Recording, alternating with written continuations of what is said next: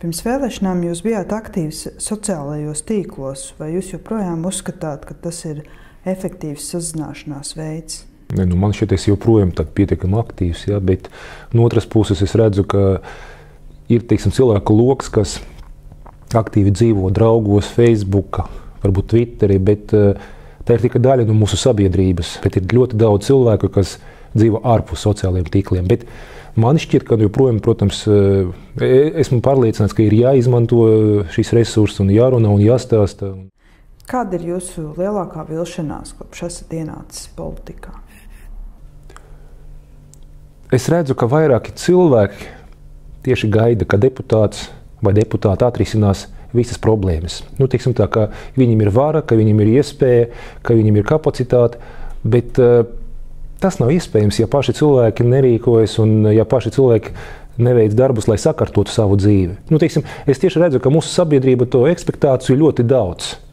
Un daži domā, ka var sēdēt uz divāna, jā, un kāds cits tur parūpēsies un visu sakārtos. Es domāju, ka tā doma nav pamatā. Un otra lieta, mēs visi strādājam kaut kādas jomas, jā, bet, un varam būt speciālisti savās jomas, bet no deputāta gaida tieši, ka viņš saprot visu. Ka viņš var runāt gan par lauksaimniecību, gan par drošību, gan par tiem pašiem radāriem, piemēram, par starptautiskām attiecībām, par veselību. Un ja pēkšņi, teiksim, tā cilvēks nevar atbildēt, jā, viņš ir slikts. Jūs aktīvi esat pievērsies tiesu sistēmas sakārtošanai. Kas būtu tas pirmais, tuvākais mērķis? Es tiešām ar vairākiem speciālistiem, tātad no prokuratūras, no tiesas runājot, uzsveru, ka mēs varam grozīt likumu. Kas man priecē, tas nav tikai tāds vispārīgas idejas, varbūt darīsim kaut ko, lai būtu labāk, bet ļoti konkrēti priekšlikumi, kā var pātrināt gan kriminālu procesu, gan civilu procesu, jā, un tad tas ir ļoti svarīgi, un man šķiet, ka tas ir iespējams. Pēc tam, kad lieta saņemta tiesā, ir ļoti ilgi jāgaida, līdz dienai, kad to sāk skatīt tiesa. Un tas nav runa par nedēļiem vai mēnešiem. Ja, tad pat ir gadījumi, kad vairāk kā gads ir jāgaida, kamēr tiesnesis paņems lietu, to sējumu un tad atvers un sāk strādāt. Un tas nav normāli, protams. Teiksim tā, mēs tieši diskutējam par konkrētām lietām, par konkrētām iespējām, lai pātrinātu tiesvedību. Vienīgais, ka jāņem vērā, ka ir arī tādi populistiskie priekšlikumi un ļoti svarīgi, lai mēs šos priekšlikumus atspēkotu. Principā tiek strādāts šajā jomā, un es, būdams juridiskas komisijas dalībnieks, tieši diskutēju. Principā katru nedēļu mēs par to runājam. Un pie mums nāk arī no prokuratūras cilvēki, no tiesām, un tad diskusijas ļoti nopietnas. Pirms vēlēšanām jūs mēģinājāt uzrunāt arī krieviski runājošos iedzīvotājus. Vai jūs joprojām to darāt un kādos veidos? Ziniet, es domāju, ka auditorija, ar kuru man jārunā, ir Latvijas pilsoņi, Latvijas iedzīvotāji, un es runāju ar visiem cilvēkiem. Jā, un tad es redzu, ka nelatvieši, cilvēki, kuram dzimta valoda nav latviešu valoda, tiešām ar viņiem varbūt runā mazāk vai, teiksim, mūsu politiķi vispār, jā, bet manuprāt, primārais ir tieši tad nodrošināt, lai cilvēki saprastu, par ko mēs runājam. Un ja mūsu cilvēki, ja mūsu sabiedrība joprojām ir cilvēki, kas nesaprot valsts valodu, tad ar viņiem jārunā krieviski. Un tā skaitā, lai stāstītu viņam, ka valsts valoda ir latviešu valoda. Jā. Jūs jau minējāt, ka referendums tuvojas. Kāds tad būtu jūsu vēstījums Latvijas iedzīvotājiem?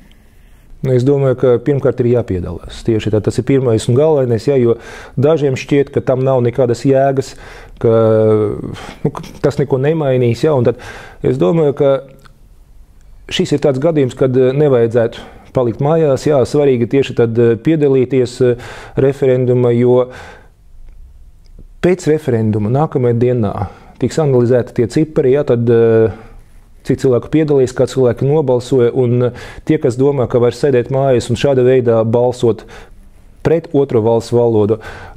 Jā, juridiski viņi nobalsos pret otro valsts valodu, bet jurisprudence un tiesiskie aspekti, tiesiskais aspekts nav vienīgais.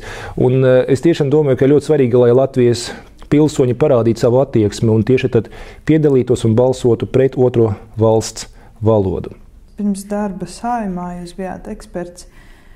Šobrīd jūs esat pārgājis otrā pusē. Vai būt ekspertam un vērtēt politiku ir vieglāk nekā to īstenot? Noteikti vieglāk. Un, ir, teiksim, tādas, ir opozīcija, kur ir vieglāk, jā, un ir eksperts, kas no malas tieši tad skaidro.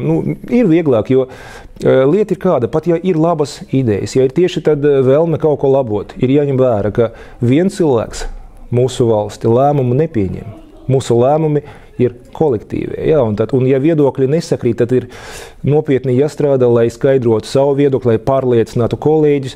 Bet tas nav viegli, tas nav viegli izdarams darbs. Bet tas nekādā gadījumā nenozīmē, ka tieši tad eksperta darbs nav nozīmīgs. Vienkārši tas ir cits darbs.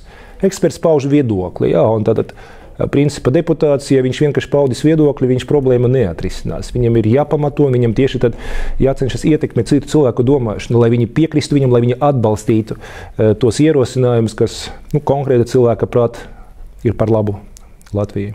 Kāda bija jūsu motivācija ienākt politikā un vai tā ir mainījusies? Man bija pārliecība, ka tieši tad es varētu darīt lietas labāk, varbūt nekā citais gribēju darīt labāk, un es cenšos, teiksim, īstenot, un teiksim, tā izmaiņas nenotika tik ātri.